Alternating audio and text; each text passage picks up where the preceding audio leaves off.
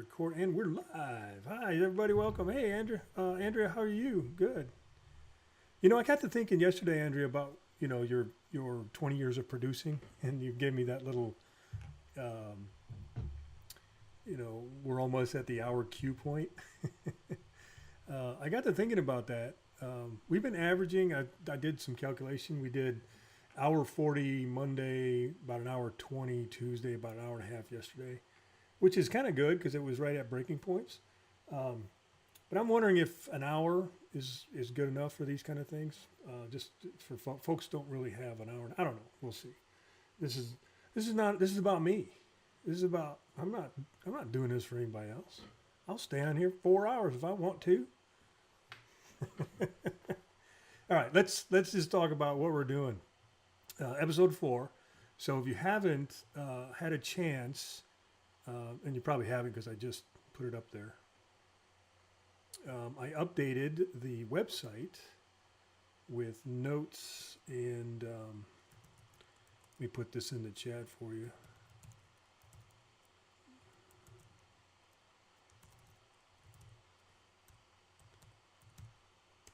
If you go to that site and then go at the bottom, there's links to other episodes. So I updated episode 3 yesterday.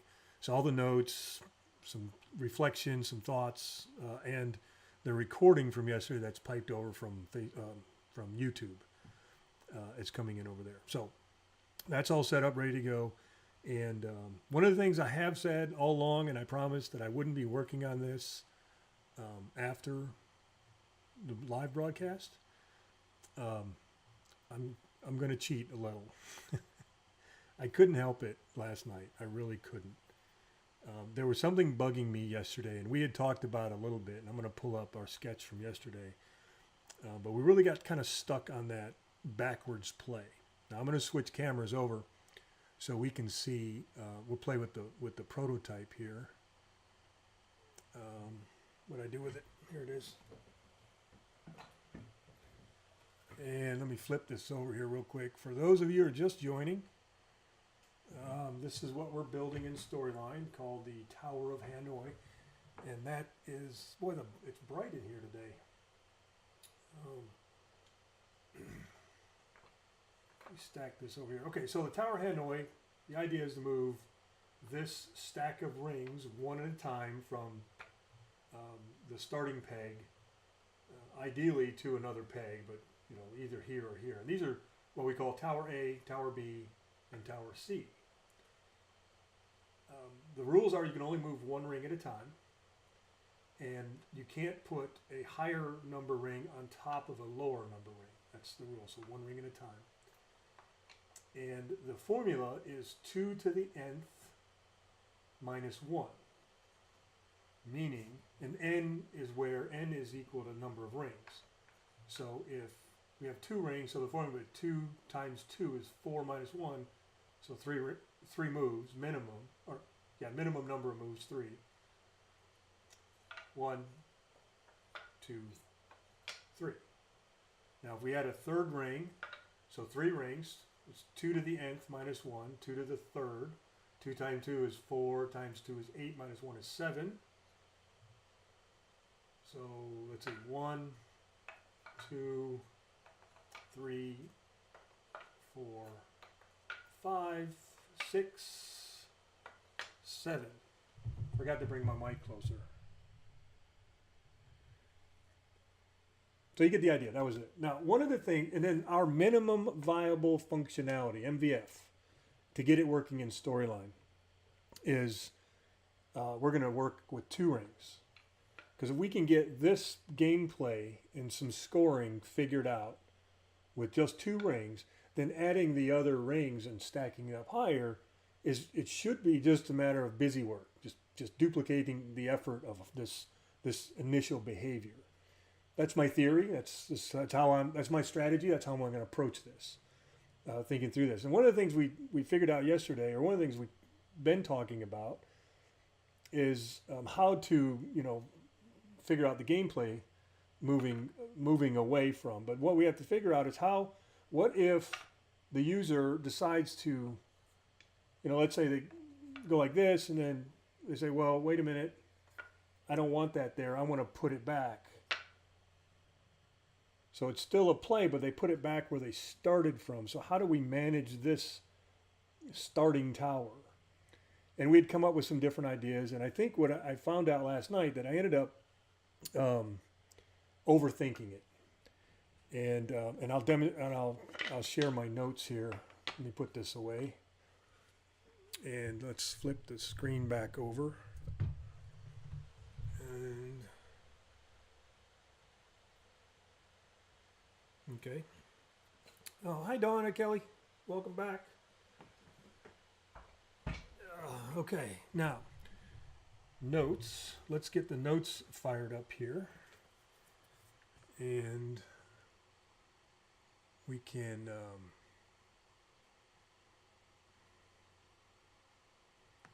this is my producing hat is on. Okay, we got the iPad. It's all charged and ready to go. Apple Pencil's all charged and ready to go. And here is our notes from yesterday. Late yesterday, we were just before we left out of here and went into Storyline and started setting things up. Now, I'm not saying, part of me thinks we jumped into Storyline too soon. Part of my last night, I got, we went in there too soon. I set up all those variables. Now, we got the naming conventions and the assets in place, which is good. That's not going to change, I don't think. No, it's not going to change. The variables the true-false variables that I set up, that's what got me thinking last night, because if we look down here, I'm going to change my color to green. But if we look down here in this area,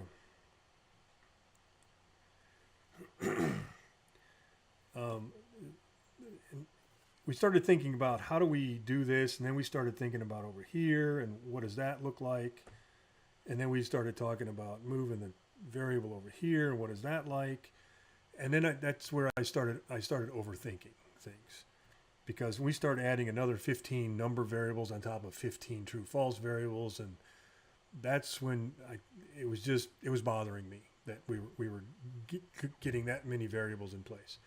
So I took some time last night and I cheated because, well, I had to, because I had to render the video, and the HD video takes about 4 hours to render after an hour and a half. And then I got to update the website thing. So I'm still working on this, right? So I'm justifying it. I'm working, and then while I'm waiting for the video to render, I'm thinking. So I take notes. That's fair. It's not really cheating, is it? Maybe. So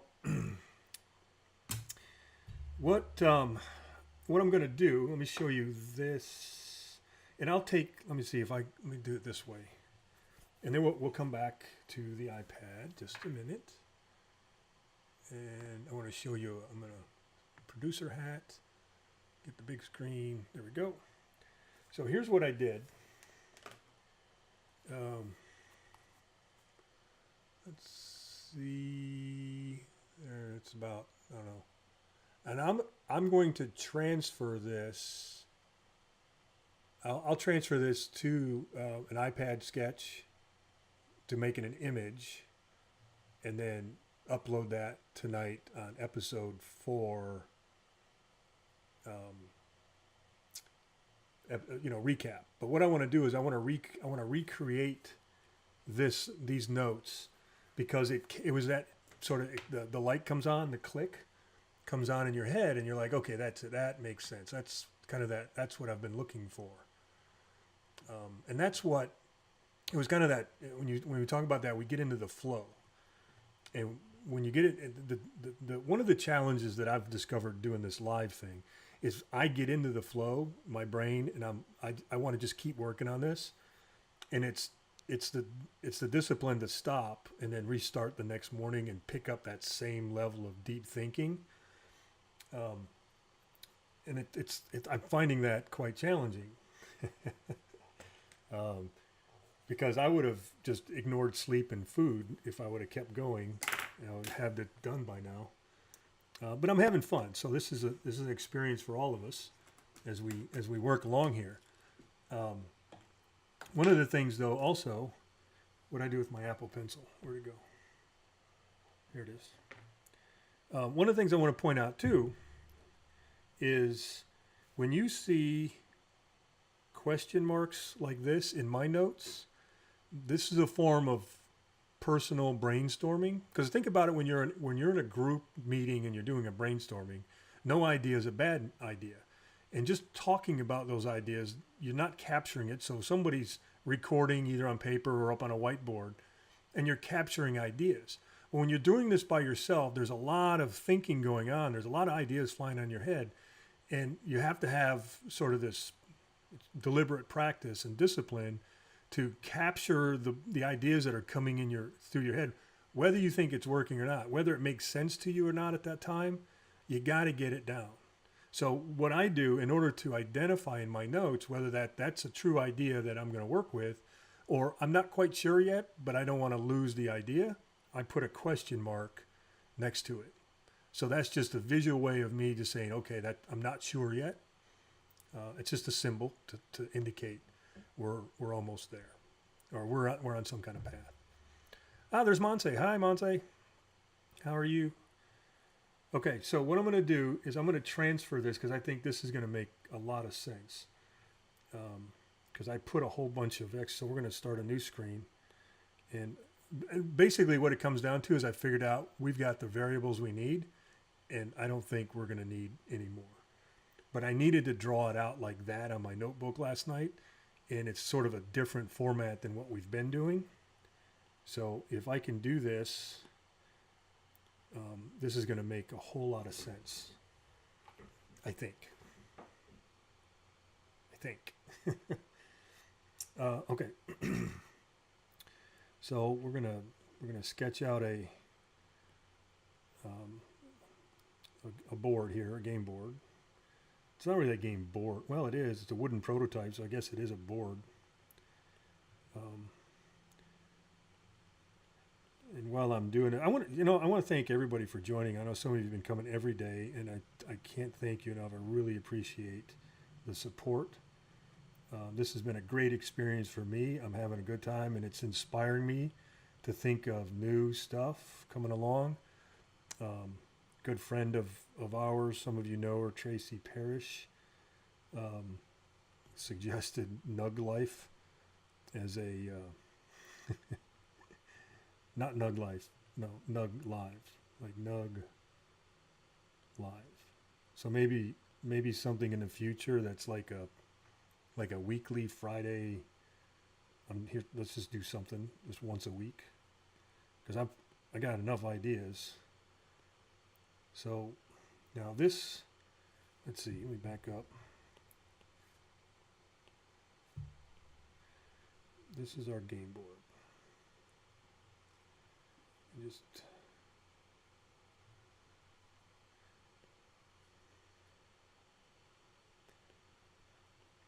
And this is Tower A, and this is excuse me, Tower B, and finally Tower C. There, and I'm gonna change the layer. Just bear with me. We'll get this all put together, and this is all gonna make sense. So just hang with me.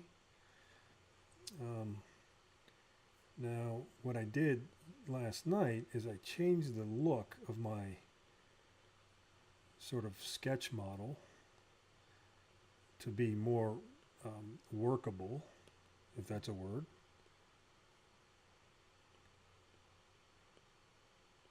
So what I'm putting in now, these are going to simulate the drop targets. Remember, we need 15 drop targets. We need to have a drop target to accommodate any ring in any position on any tower. So we need to be able to accommodate gameplay by those, and that's going to represent our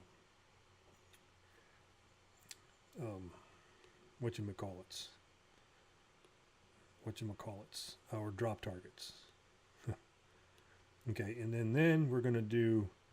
I'm going to go with Lego orange. Notice, see my Lego. These are the actual RGB colors of the basic Lego brick. Yes, I actually took the time to research those colors. So this is going to be our ring right here.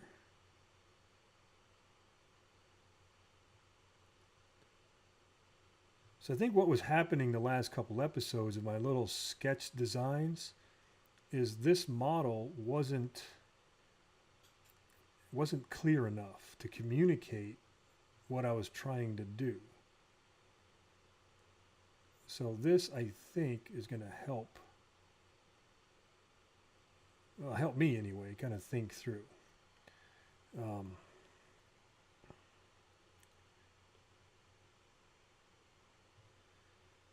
So this is 1, and that's 2.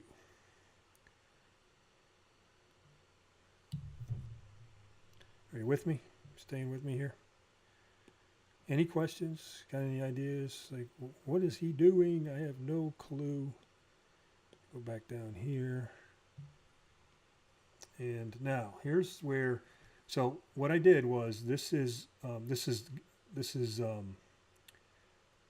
no, this is not first play. This is start.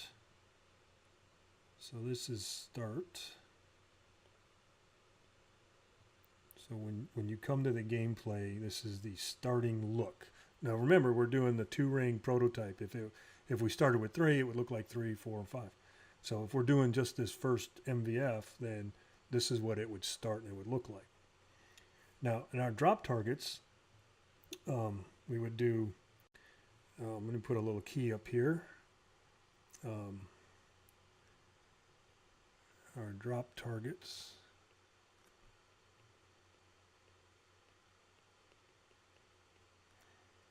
Normal. So when we think of object states, objects, in Storyline, they're objects. So drop target objects, N equals normal, H equals hidden. Okay? Now, we're going to come down here and we're going to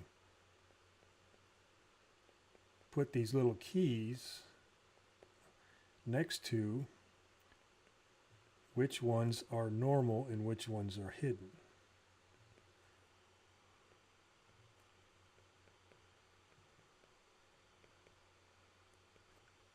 With me?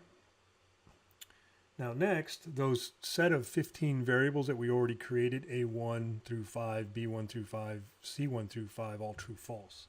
That's a true false variable to determine, evaluating when a ring is where it is.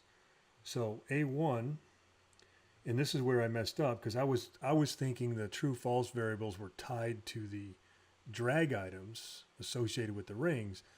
Now the variables are still there, but they're associated with the position, which is the drop target. So one thing, right now our variables are called, let's say example, A1, it's a true false, and it's initially in false, right? That's our current set of variables.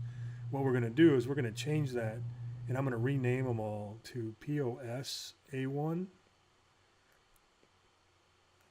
because I think the naming convention of that variable was throwing me off.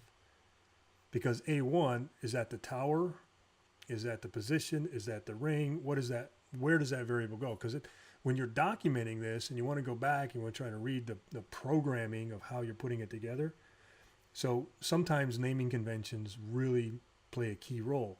The word POS or position A1 now tells me, as the developer, position A1, meaning A1 is equal to false. So A1 is the top, and then we read top to bottom.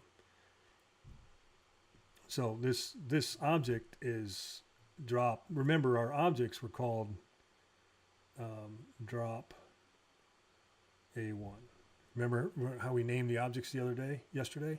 So drop A1, and down here this is drop B5, and this is drop C5. So now the variables with the POS associate the same location.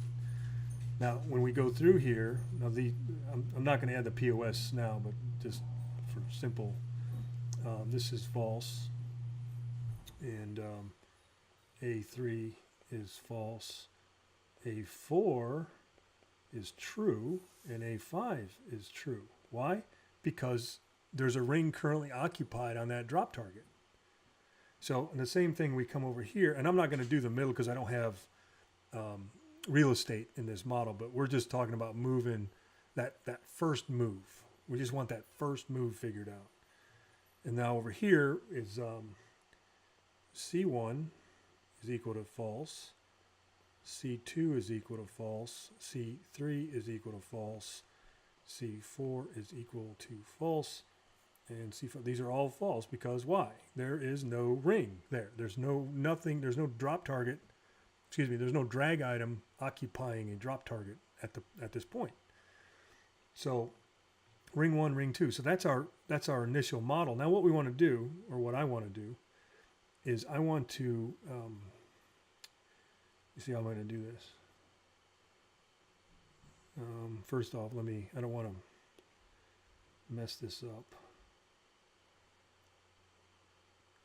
I need to copy and paste a set of these, and then now I can merge these two together and grab just the board like so. Well, didn't want to do that. That wasn't what I wanted to do. Hang on.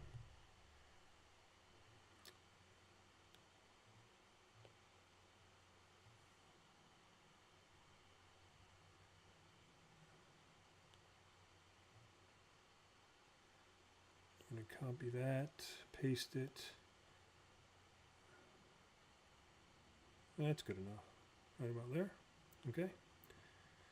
And then now come back in 2, and let's see, we need this layer because this is where these other two are at. Grab 2, bring this down and put it back over here. Now grab 1, and now we're going to put 1 over here. Okay. Now we're tracking.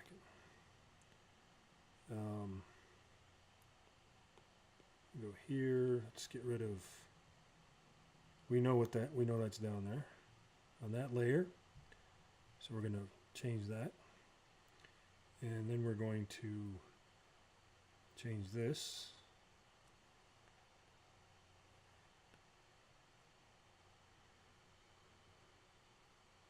Okay. Now go back over here. This is first move, so we're going to put a big 1 here. Now, what's the difference? This is the change. This was the big epiphany for me, figuring this out. The change is we made 1 move, right? All we did was take ring 1 and moved it over to tower C.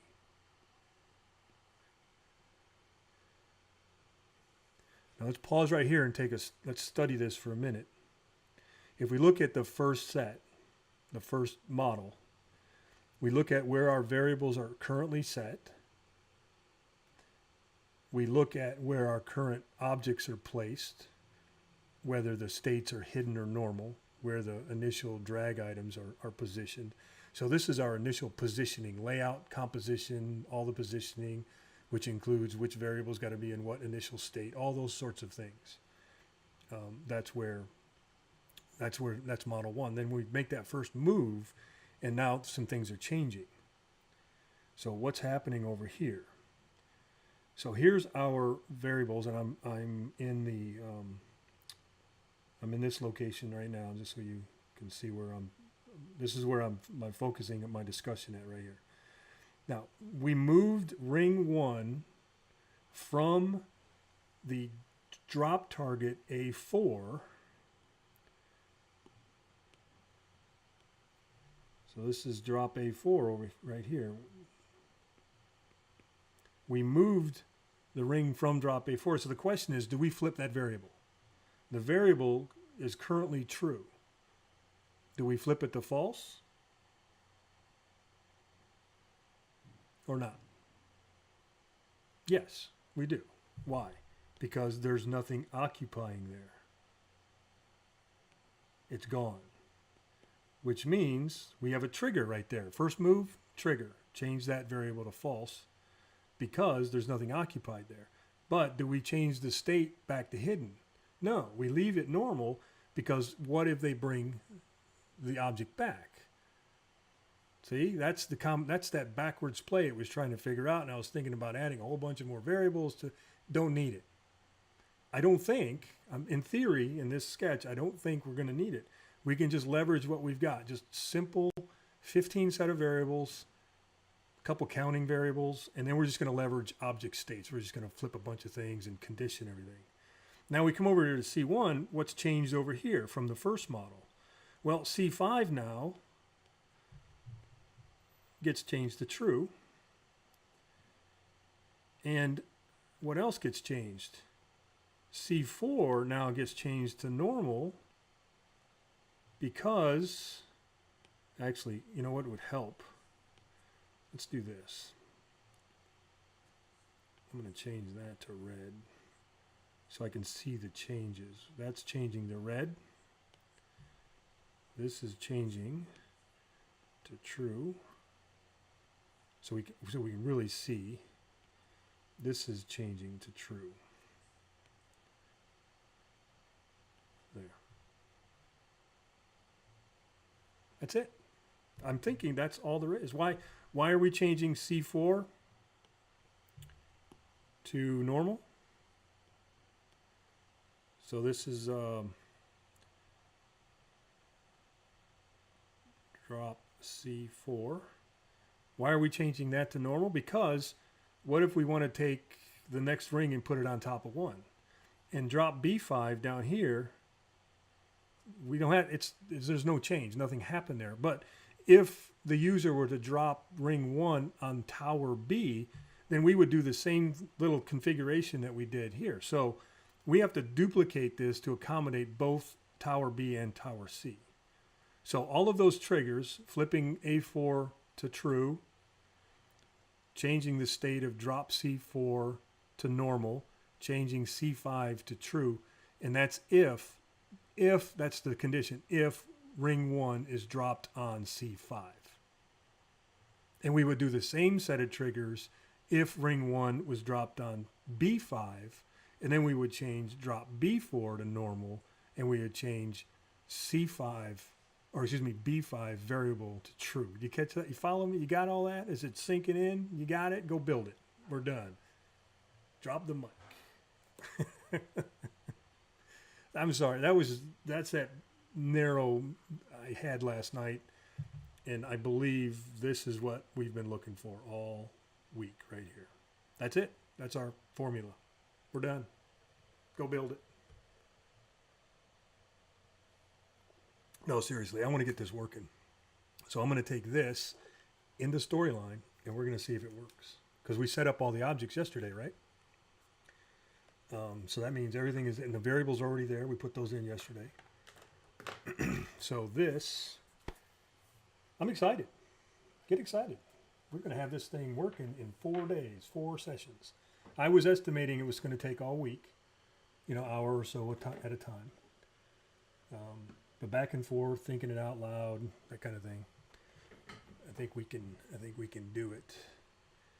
Let me flip over here. Oh, excuse me. Let's see. I need, and another thing too, Andrea. I turned off pretty much everything.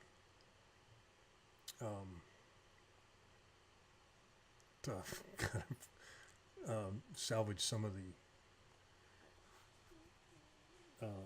memory, because we were having some lagging yesterday. All right, here's our layout. Now I'm going to leave, for those of you who weren't here yesterday, the blue shaded shapes I'm going to leave those colored like that, and that's just for individual identification, so I can see them, because eventually they're going to be transparent. They're going to be hidden, so I'm going to turn them all off. But we're going to not all of them. I just want to do a little bit at a time, so we just kind of manage what we're doing. Another thing I want to do, if you work with a lot of variables in Storyline has this thing called a reference, where you reference on screen the value of the variable. And what I want to do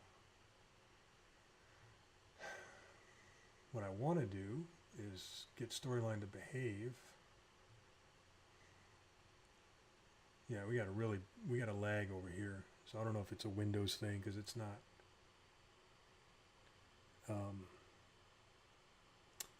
POS A1 equals POS A1. What I'm doing now is I'm gonna put all of the variables on screen, because I want to watch this. What I refer to, it's called a listener. So if you're familiar with programming back in the day, or if you're a current programmer, a lot of times coders, and this goes back to my Flash action script days, but we would put listeners in our code because we want to watch the animation or watch the interaction when certain things happen. You want to see when it happens. So we leverage Storyline's reference text box as a way to listen to our program and see when variables are firing. So I'm just going to change these names real quick.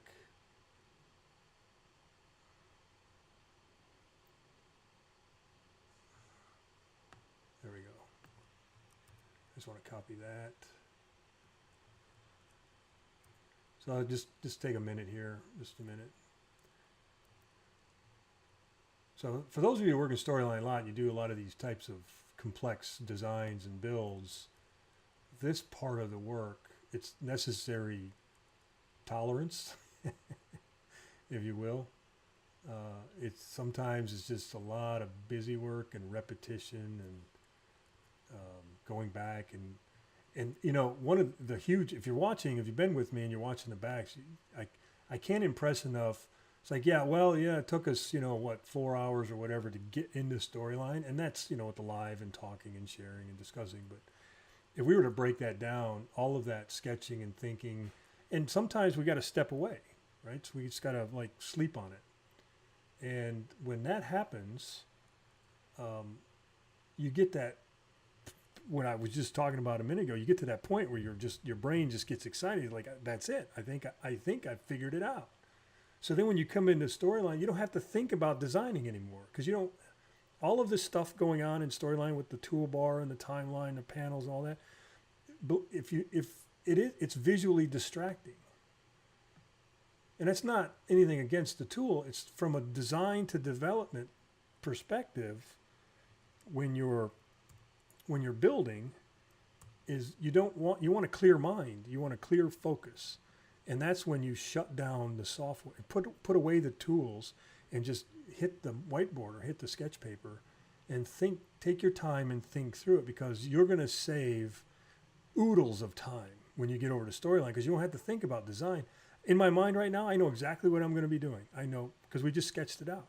I know exactly what I have to do. I need to go in here and I need to do this. I need to do this. So we're going to do all that. That's what we're going to do. I'm just going to pull these down.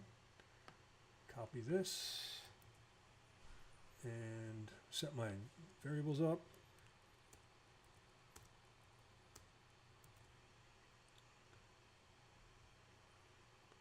I'm going to zoom in a little because I can't even see that. I'm on a big 27-inch monitor over here, and sometimes I've got it resolution set kind of small, but it's big because I have old guy eyes. and glasses, and woe is me. If you're interested, by the way, if you're interested in the tech or the gear that I'm using, I took some time last night to put on the main Storyline Live page at the bottom the geeky stuff, all of the hardware I'm using, all of the software that I'm using, that I could, and then links. Some of the stuff I'm using is discontinued. You can't buy it. You can buy it used or refurbished. Like for instance, the monitors I'm using, they're BenQ 27-inch CAD monitors that I bought a few years ago, and I was buying them right at the end of that model number line. So I don't know, it was 2014, I think it was. So I got them at a deal. They were, a few $100s cheap. Well, they at the time they were equivalent to the Thunderbolt monitor, the Apple Thunderbolt monitors, but at that time, Thunderbolt models were $1,000 a piece. I don't know what they are now, but they were $999 a piece. And I was able to get these, which are the same resolution. That was the other thing. There's not, at the time, 3 years ago, there were not a lot of 27-inch monitors that would go up to the 2440 resolution, like Apple. So I found these CAD monitors that are used for CAD design, but also used in hospitals. And it's really cool because you can flip them and you can turn the monitor like vertical.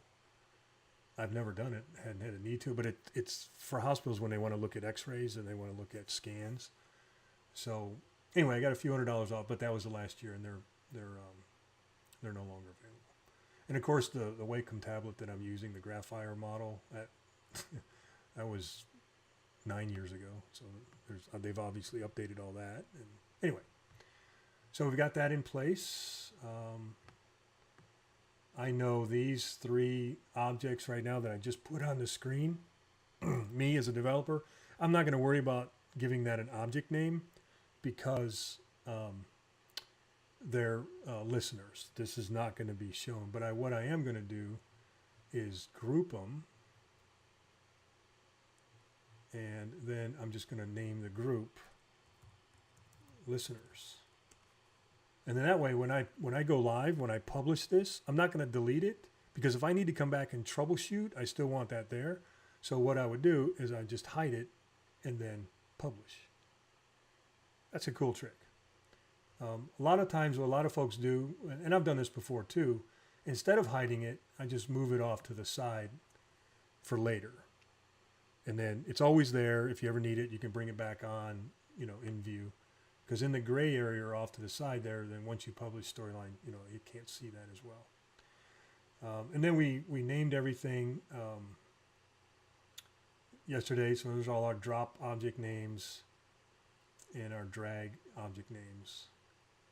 And then I just renamed all of the variables. I've got my set of listeners in place.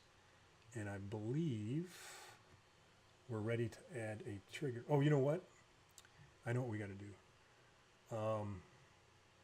Hold on. That's our launch screen, right? So I'm going to make a copy of this for now. That's going to be our launch. This is going to be 2 rings. And then I'm going to get rid of this one needs to come down here. And this one needs to come down here. Come on.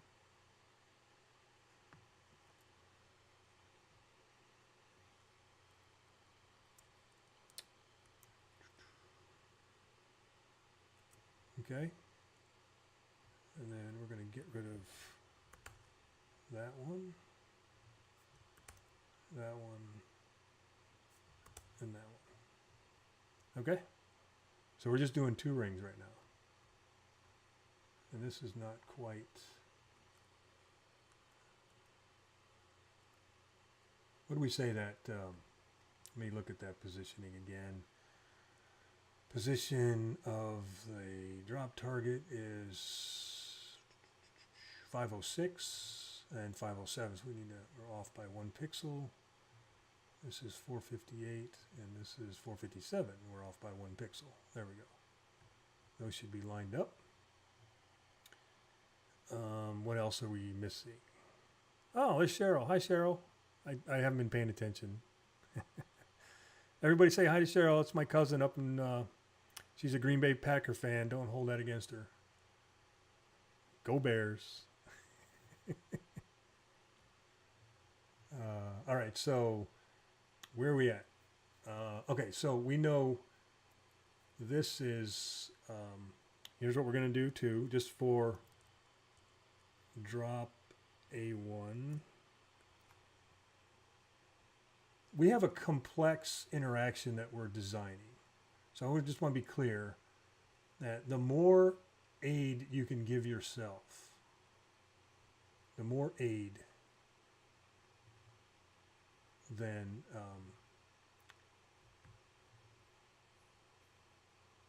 oh, I didn't want to do that. Hold on.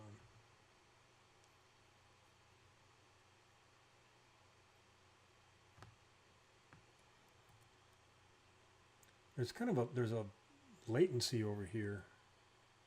Yeah, that's not going to work. I'll just do this. I'll get him in first. There's a latency.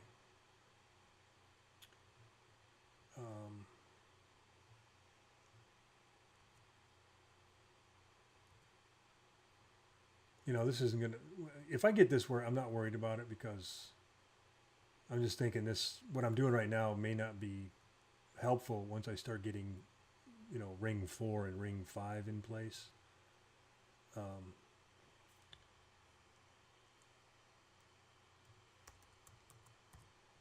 But for now, I think it'll be helpful.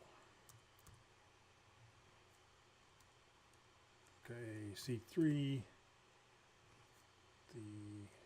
You thought this was going to be quick. Oh yeah, he's got it figured out. He's going to go in here and knock it out. It's going to take just almost, it'd probably take the duration of our time together today to get this working. And a lot of this is I'm setting up a lot of nonsense. Well, it's not nonsense to me, but others would argue this is a lot of wasted time. And I value future time in troubleshooting and going back and fixing. So the more I can take time here and make sure everything is solid, then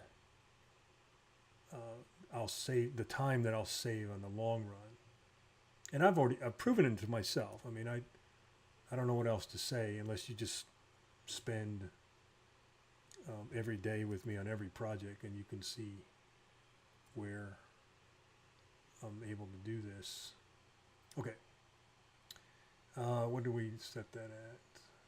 12. Let's take that down to 11. Okay. Now I just want to reduce the. So I hope you see the value in it. What we're doing here is we're setting everything up in order to really think through the gameplay, because we don't know if it works yet. We have a theory, we have a design, we're pretty confident, or at least I am pretty confident it's going to work. I just don't know if it's going to work yet. So until we get this thing working. So now that's our startup. So if I go start and I run this screen now, that's what you're going to see. Now the first thing is, let's play what we just designed. If we drag 1 over to 5, okay? Let's see. First trigger. Drum roll, please. The first trigger is getting put in. Oh,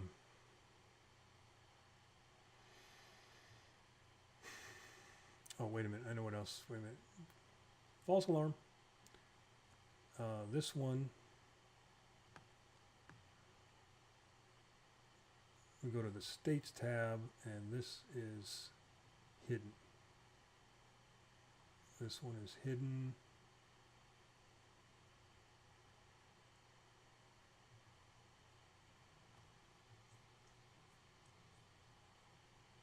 So I got it. Here's the only thing that, I don't know, maybe it's a feature request, but I can't select multiple objects and do a batch hidden state. What I mean by that, if I select two objects, notice I can't do a batch change the state. I have to do one at a time, which is not as efficient as I would like it. But and then, this is the other thing when I teach people how to use this tool. One of the things is if you bought a license and you spent the money to purchase a license to this tool, then in my belief, it's your responsibility or our responsibility to learn what the tool can and can't do. And here I am talking and just flipping them all over, and that one's supposed to stay normal, and that one is supposed to stay normal, and this one is currently normal, and there we go. Yeah, so what I was saying is our responsibility to understand the capabilities and limitations of the tools that we choose to use. And that's universal. It's not just this type of work. Because then once you really, really know the tools you're working on, then you know what you can and can't do.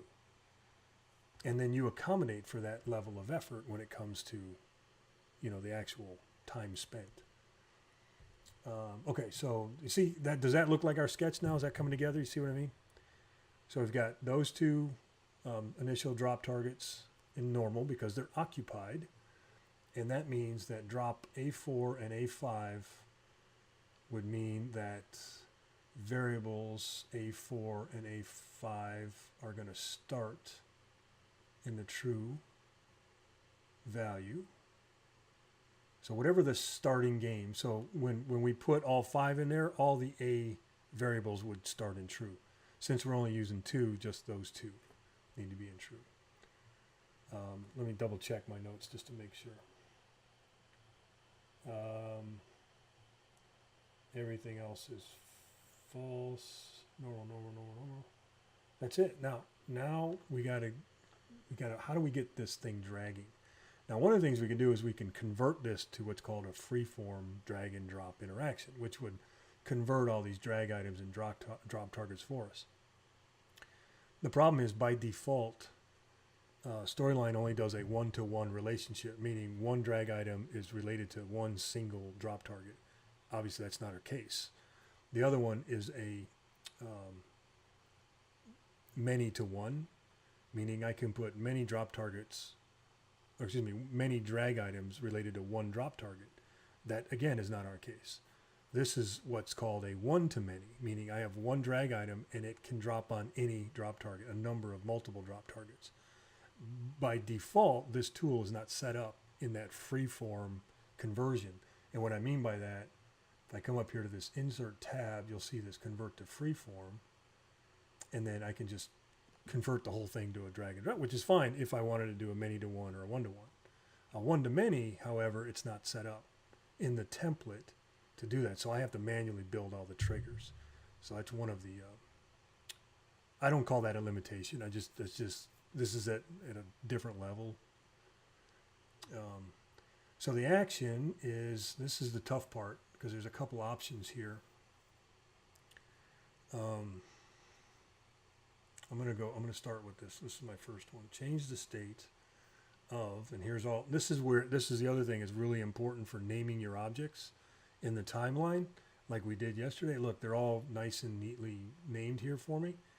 So I don't have to kind of study rectangle 1, rectangle, and try to figure out which shapes are picture 1, picture 2, that sort of thing. Okay, so I want to change the state of drop C5. And you see that red border in the background? That's kind of a visual to help me make sure I get the right object. So I want to change the state of C5. No, I don't. I do not, because it's not changing. I want to change the state of C4 to normal when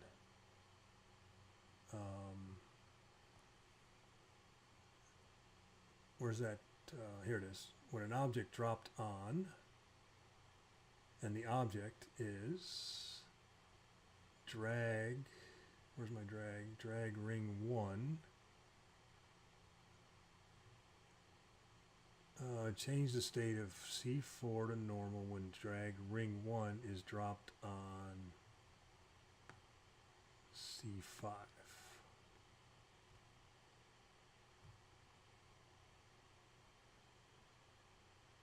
That it? I think so. That's it. First trigger, save, and test.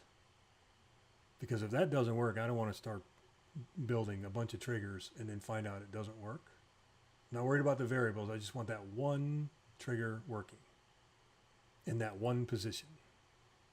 Crawl, walk, and then we'll run. We got to crawl first.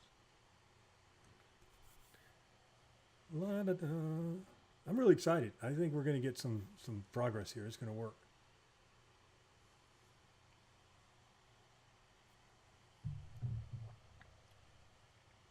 Okay. Come on. Oh my goodness. La-da-da. Cue the Jeopardy music, right? La-da-da-da. Dee-dee-dee-dee-dee-doo. So, how is everybody? The unscripted live Jeopardy music. There it is. Go on.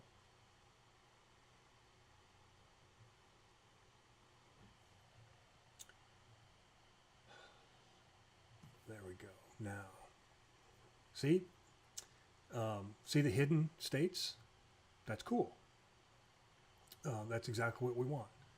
And you'll see my listeners up there at the top that I went in and set the initial value of position A4 and A5 to true, which is true because we've got objects in those positions. Now, what we're going to do is we're going to come over here and we're going to grab, and because I have that trigger set when an object dropped on, notice my mouse changing. The other mouse, see how my mouse pointer doesn't change to this? It looks like a static graphic. It won't do anything. That single trigger assigned to this object now gives me the ability to move it around. Ah, pretty cool. Now, that one trigger, but notice it's going to drop anywhere I put it. It's going to snap back because all of these objects are hidden. That was my assumption when we started this, and I was correct. That when you hide an object, Storyline doesn't see it, so it doesn't recognize it as a drop target. But if I put it over here,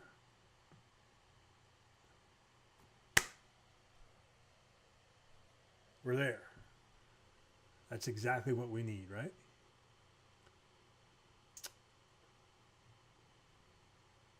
Mm-hmm. We are in like Flint. Okay, let's keep going. Now we need to accommodate if it drops on B5. So I'm going to copy this trigger, and I don't want to do that. I want to do this. Copy. Now we're going to change the state of B4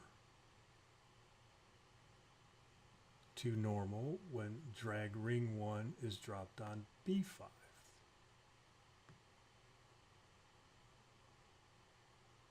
So now that accommodates if the user puts it either in tower C or tower B. Now those are the two, that pseudo statement that I wrote out 2 days ago that I said, even though it looks like one statement, it's going to be two triggers. That's one part of that. The other part of it is flipping those variables. So now we're going to adjust a variable. And our variable is, our first variable is A4, position A4. We're going to flip this variable to false, because that's the initial, it's true, right? Over there on tower A, because ring 1 is sitting on A4. So we're going to flip it back to false if ring 1 leaves that position. When does that happen? When object dropped on, what object? Ring 1, drag ring 1, is dropped on either, it doesn't matter, B5, because that's the only place it could go, B5 or C5. So either place, I'm going to flip that variable back. I don't care where you put it, I just know you're not where you were, so now I need to flip that one off. So you see how that, I don't know if you can see that, but see how the OR statement came in there? Because I selected two objects that get, so it does either or, one or the other. Set position A4 to false. Now I need another one that says C5, position C5 to true when the object drops on what object? When object ring 1 is dropped on, now we're going to set, now this is position C5, so the only way this is going to be true is if it in fact drops on C5. Bam, like that. And we already changed C4 to normal, change the state of C4 to normal, and change B4 to normal if it goes to C5, or change the state of B4 to normal when user drops shade. Oh, you know what? We got 2 in here. We got to turn this one C5 because we don't want to change 2. We just want to change 1. Because I copied that trigger and it kept it. There we go. So now I can read that real nice. Drag ring 1, change state of C4 to normal if dropped on C5, correct. Change the state of B4 to normal if the object is dropped on B5, correct. And when I say the object, notice the name of the object up here at the top. So all of these triggers are tied to that single one object. And then we're going to flip 2 variables, A4 where it was coming from, we're going to turn that back off. If this object is dropped on the 2 available positions, either B5 or C5. And then we're going to turn on C5 to true if it drops on C5. We need one more trigger.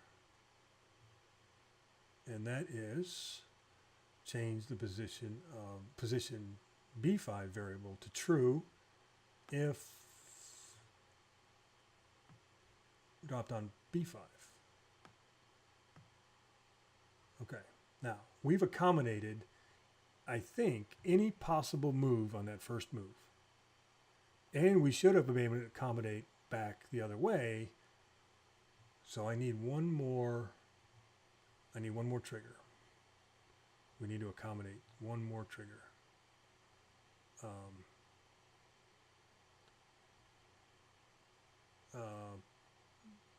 A4.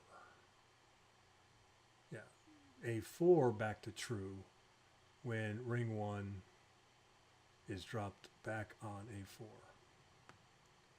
Because that's the next available position. And then we need to turn off this one. There. Okay, that's looking, what did I say yesterday? I thought 6 triggers per move. I estimated. I'm thinking that's it. 6 triggers per move should accommodate any gameplay. So we're going to do the same thing to ring 2. And then if this comes together like I think, this isn't going to take a whole lot of triggers or variables. It might. I don't know yet. I'm getting excited, but I don't want to count the old chickens before they're hatched kind of thing. Let's give it a whirl and see what happens. So, there we go. All right, so taking a look at this, we've got position A4 and A5 in true because we have 2 objects occupying those positions. Now, I'm going to go to B5 first. And let's see what happens. So let's look up here. A4 moved back to false. B5 turned to true. And B4 also turned to normal. So now we're going to do a quick QA and test. I'm going to move this thing around and I'm going to watch what happens. Okay, I made a move. What didn't happen there? Aha, I should turn this back off. B4 needs to come off or turn back off. Hidden, sorry. Because there's nothing below it. Like on tower A, we have a ring at the bottom, so the next object, the next drop target above it is normal, just like these two. B4, we have to turn that one off. So if, so I got to figure out,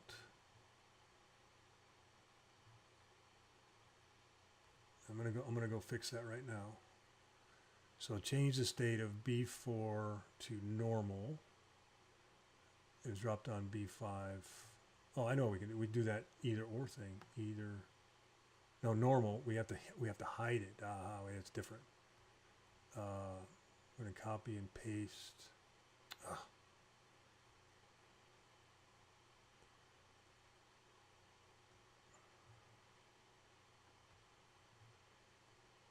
Copy and paste. Let me bring this up right here. And we want to change the state of B4 back to hidden if it's dropped on C5, or, now I'm thinking about it, or if it goes back and drops back on A4. We want to accommodate, it doesn't matter. So we're changing B4 back to hidden. So let's try that. I don't want to get too far ahead of myself. This is my brain is wanting to just pile in a bunch of triggers now. And I'm not sure. I know we're working right now. Everything's working so far.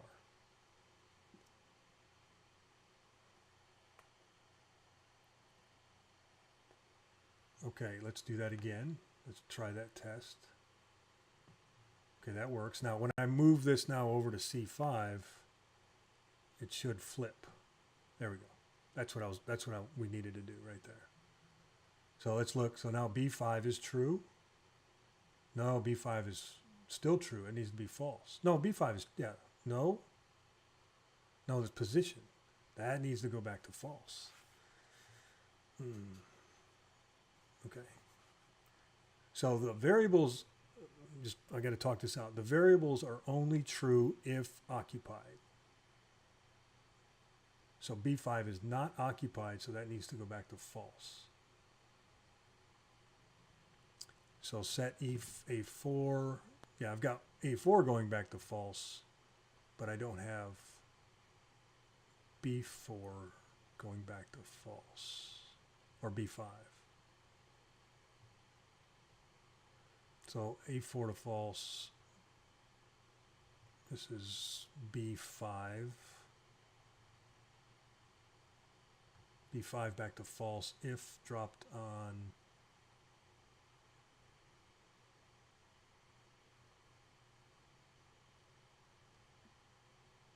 A4 or, so now I'm seeing the pattern, or C5. So we change one position based on where the ring could go.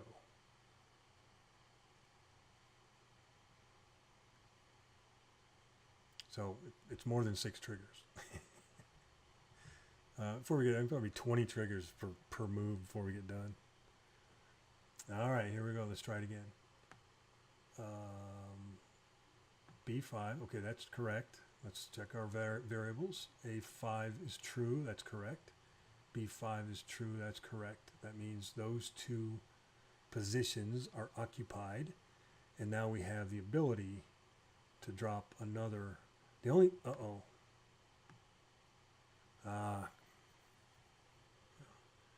see what just happened there? If I try to move, it's snapping it back over there. All right, I'm gonna have to think through that.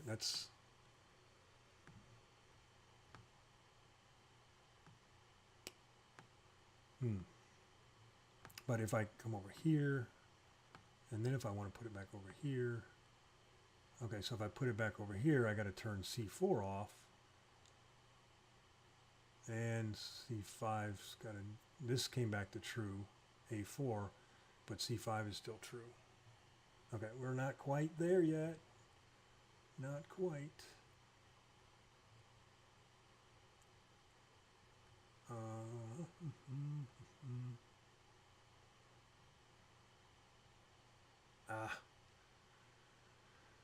We get over this hump. I think we got to get over this. We're identifying some. This is what I was saying yesterday too. There's some things that we don't know until we start prototyping, and we're just a couple things just there. That one little oddity thing. So if I come, let me come over to C5. That's good. If I go back to B5, that's good, and that doesn't work. Okay. All right, we got a few more triggers we're gonna add.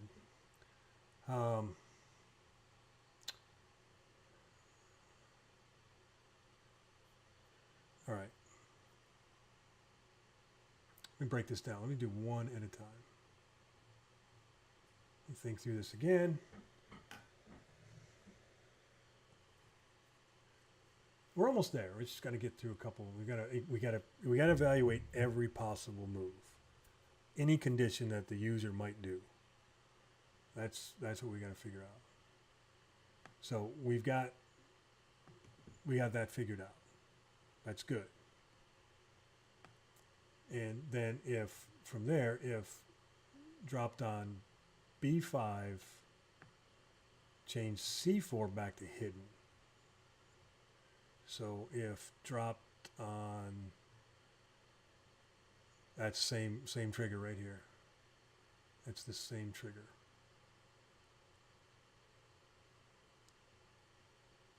But C4, not B4. Here's another thing about storyline triggers. There's no way to group and manage these triggers other than this little panel. Well, there's one. I can kind of pop it out here. And as this grows, which it's going to be really, really long here before we're done, there's no way to kind of group and manage these. They're just, so what I like to do, you notice like these are setting a variable. So the only way I can manage my triggers today is keeping all my change state of triggers kind of grouped in one location. It can get confusing. So I need to change the state of C4 to hidden when object dropped on either B5 or A4.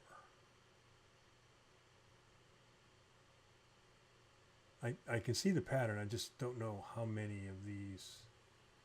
So what I'm going to do, when I get this working, I'm going to document this. So I can, then I'll have a cheat sheet. So I don't have to worry about missing a trigger when I start doing that duplication, getting all 5 rings working out. Okay, so let's save that. And we're going to go into, all right.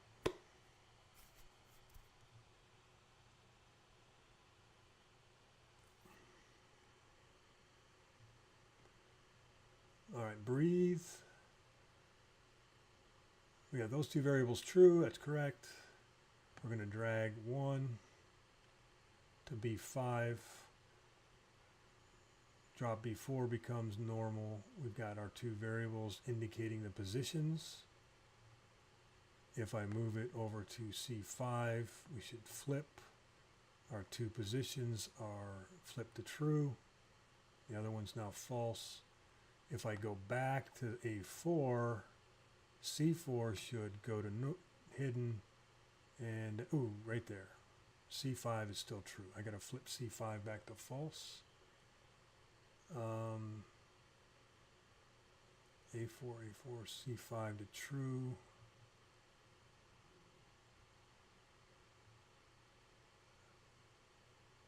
C5 to false if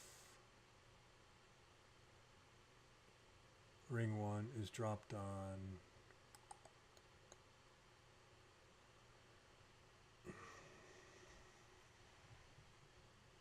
C5 to false if ring dropped on drop B5 or A4.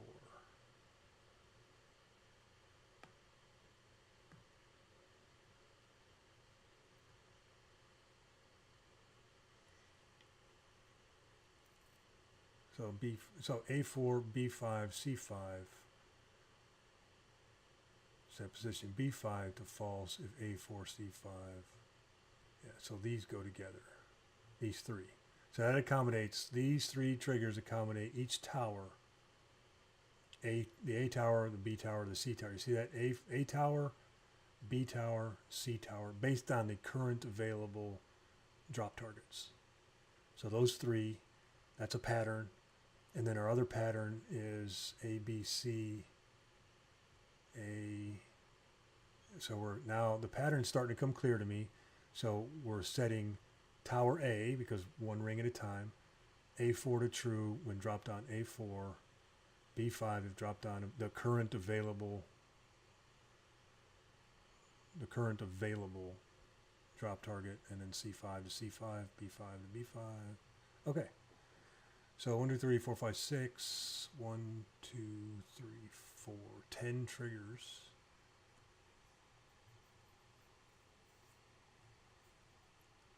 This is going to get insane.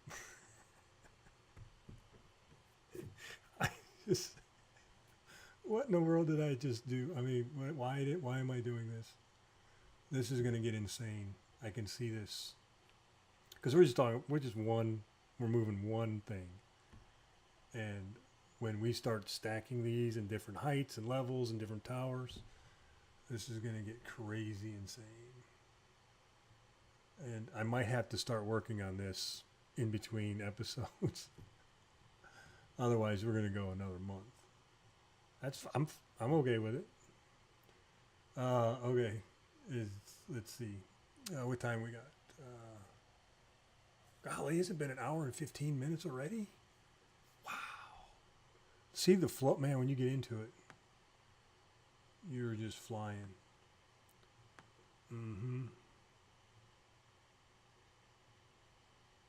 I might just go ahead and get ring 2 working. There. That's our first gameplay. That's it. That's the 10 triggers. Now the one thing that came up in this is right here. What do we do with that? I don't know. I don't know if there's anything we can do with it. See that? It's not. If I go there and drop it, but then if I move it up here, if I move it out of anywhere, it snapped, but then it leaves that. I have an idea. We're going to fake storyline out. We're going to sneak in behind the back door. I have to think about it. What I'm considering is another transparent shape that lays on top of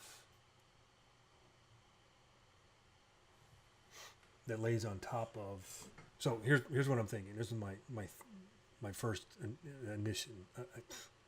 first inclination. We're gonna come in behind storyline. We're gonna fake it out. So right now, see how this behavior works. We know we can't float a ring up here. Now, when this goes live, all of this stuff is going to be transparent. Matter of fact,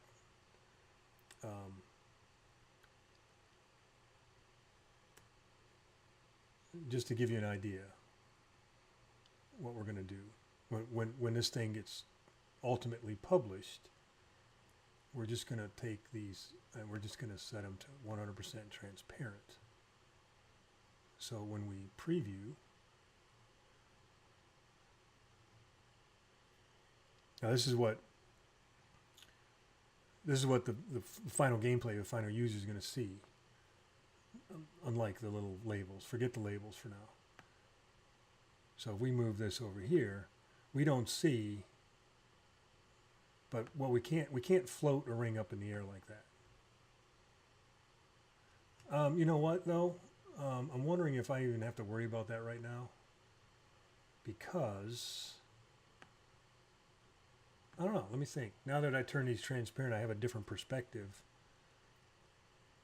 Nobody's going to really go like that anyway. They're actually going to pick it up, and my assumption is you're going to pick it up and drag it to like a new location. You're not just going to go like that and let go. Now, it can happen. It's a possibility because we just did it. So there is a possibility that that happens. But when that happens, we've broken the game because we've still got this. I don't know. Maybe not. I don't know.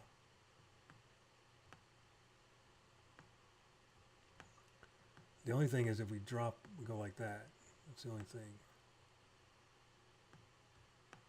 I don't know. I guess maybe it's not too bad. As long as our variables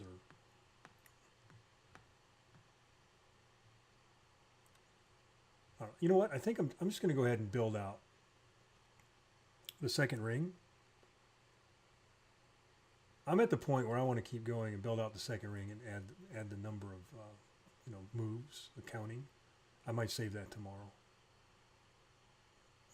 Because I don't want to run too. We got about 10 minutes. I want to keep it right around. We've been averaging right around an hour and a half, and I think that's a good. I think that's a good stopping point, I guess you'd call it. Let's see if we can get ring 2. We got to build all of these for ring 2. Same thing. So let's start with. Let's start with this trigger.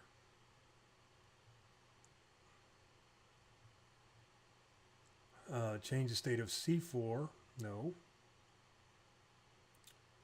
Change the state of C4 to normal when drag ring 2. Yeah, so if drag ring 2 goes, let's say, we just copy these triggers and see if it works. B4.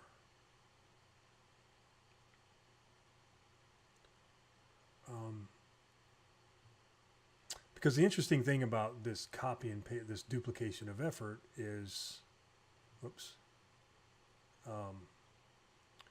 while these triggers are tied to a particular object, they're universal.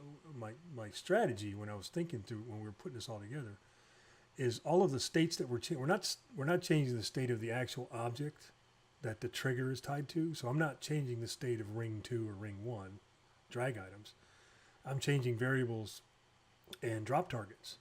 So the drop target, the trigger, it should be the same regardless, except this right, the variables are different though.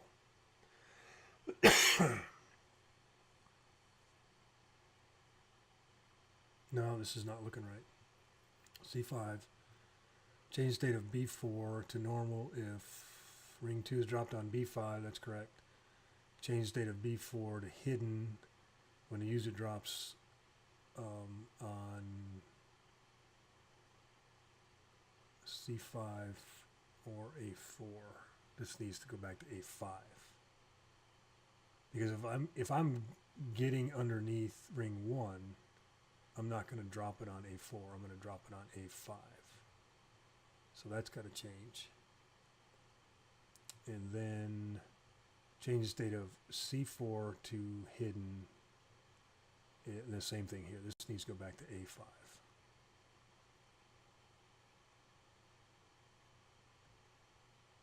Like that. Okay, perfect. Now, our variables are going to change a little bit because it's not position A4, it's position A5.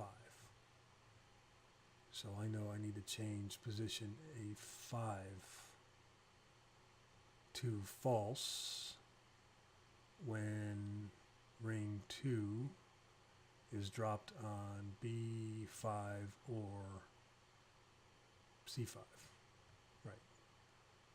Perfect. And this is B5 to, this would be B5 to true. No, I'm not going to break it. I'm going to just follow the pattern. So change B5, it's the drop target changes from A4 to A5. Because ring 2 is the bottom, excuse me, ring 2 is the bottom ring in this first 2-ring gameplay. So ring 2 will never go on top of, will never go on A4. Now we have to accommodate that. We still haven't figured that out. We've still got to do what happens if you put a higher ring on top of a lower ring. We still have to, accommodate for that. We haven't got there yet. We will. We will get there. But we're going to adjust hopefully this will get to both of these rings, but we're almost there. We're so close. So close. A, B, C, A. Then here we do A, paste, position A4 back to this way A5 now. If ring 2 is dropped on A5.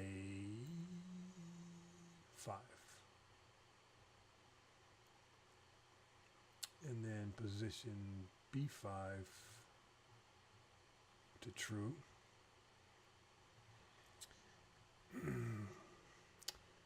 Position B5 to true if object dropped on B5. Yeah, that's great. So if ring 2's dropped, yeah, that's good. We don't have to change that one. And we shouldn't have to change this one either.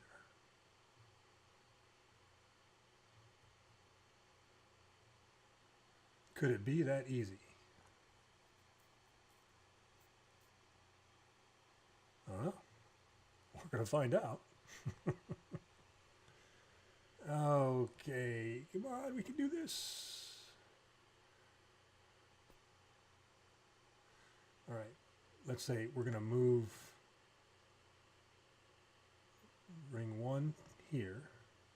And now we're going to move ring 2 over here. Oh, yeah. Come on.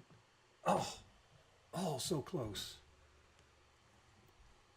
Oh, that's got to stack right there.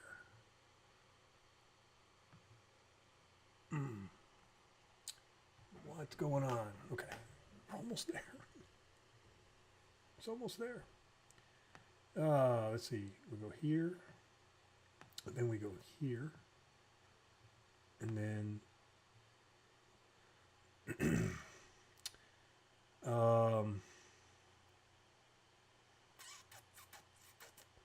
so I'm holding this. Notice that. All right, something's not. Let me go back. Let me reset.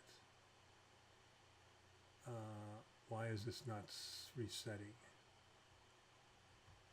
Okay, that's weird.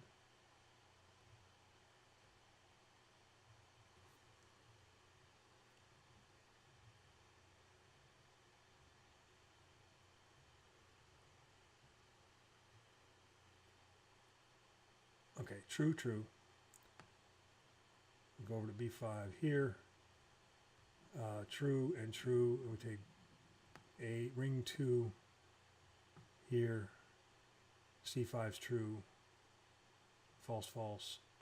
What happened right here? B5. That's the problem. Why is B5 false?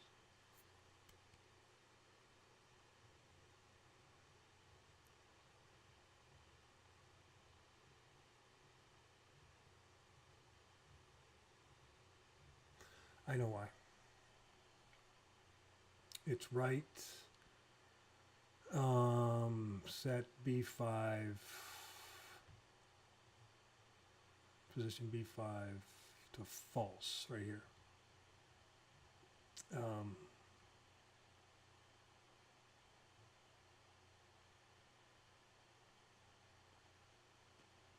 B5 to false if ring 2 is dropped on A5 or C5. So remember, we moved it to C5 and we turned B5 to false, but ring 1 is still on B5. So we have to add another condition, do this, but if there's something currently occupied there, then don't flip the variable to false. And the way I think we can accommodate that is a condition by if ring 1 no if no if ring 1 if you just knew what was going on in my head right now. If ring 1 is equal to, no, that's a shape, so that's dealing with states. Chrome nuggets, this is, okay, let me think. Variable's a position. So if variable position B5, that doesn't make any sense. We already know it's true. Because we're flipping it to false.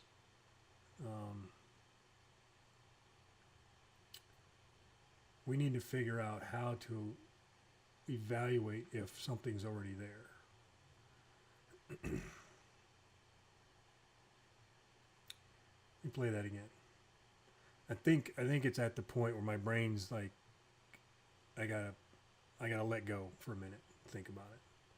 Because I'm just going to be doing circles and start adding triggers, and I don't want to do that.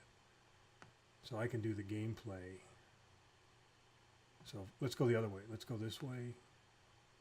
So that works. That's fine. Now what happens is, oh, I just clicked that. Oh no, I did drag it. What happened there? What just broke? What's all this up here? What happened?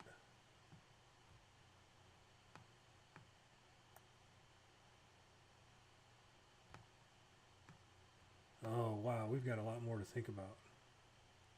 We got to turn these. We got to turn A4 back off. And what's showing true right now? See, only one thing's true. C5 is not showing true. Now it is. But B5 is now full. Okay, we've got something's going on here. I mean, we got the right. I think the right things are in place as long as you. You don't start, if you just behave and play like I told you to play the game, then everything's fine. But I have to figure out all of these. We've got 3 towers and 2 objects. Just wait till we get 5. And we're just trying to figure this out. So if I put this here, that's true, that's true. 2 over to 5. But A4 is still visible, so we've got to figure that out. But look what happened though. See, here's that C5 got flipped to false when I dropped 2 over here. You know what I think? I think I know what it is. I think I know what it is. I know what it is. The very first ring, there's 2 empty towers. Meaning, I think I know what it is. Ta-da! Bell just went off in my head. The very first move is critical because there's nothing occupied. There's no. These are empty towers. After that, we're accommodating empty towers. So this second move can only go one place. We don't, you know what I mean? It can only go to 1 tower instead of 2. The first move, we're accommodating 2 potential places to go. We still have 2 potential places to go, either this empty spot here in B5, which works fine because that's true, but we're flipping this off over here because it can't go over here, and we'll get to there yet. I know what's going on. I know what's going on. set A5. It's not an OR on the second move. Ring 2 is not a OR. So set position A5 to false if that's true. Set B5 to false. No, because if I put ring 1, that's not going to work. Nope, that's not going to work. I thought I had it. It's not going to work. Because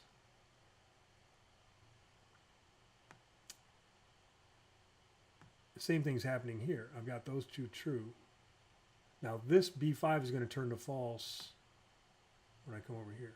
Yeah, see? So I got to, that's not working.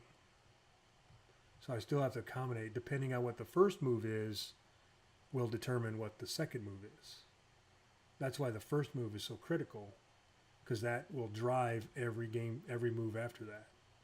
And then that's going to exponentially get more difficult to evaluate as we add more rings. So you see the sort of challenge is getting 2 rings working. Wait till we try to get all 5 working. I'm not quitting. I'm committed to this. Oh my gosh. It's going to take forever. But I think this is a good place to stop, because my brain is, I'm starting to get frustrated in here, upstairs. It's getting frustrated. But you know, it's all part, we'll get through it. We'll get through it. I'm not worried at all. Are you? Thanks for joining, everybody. We're going to go one more day. I'm going to take the weekend off and think about it. And if this gets to the point where it starts, I'm going to confess. I don't know that I can let this go. I think I'm going to try to figure this out. I'll document the changes, and I'll document what I did, and then tomorrow we can talk about it. But what I'll do is I'll make I'll keep this version right where we're at. We'll stop right here, and I won't make any changes. I'll save a copy, and I'll play with a copy. And if I get the copy working, then we can do a compare and contrast tomorrow and kind of maybe speed things up a little bit, and then maybe work right into adding the third ring tomorrow. Maybe. We good?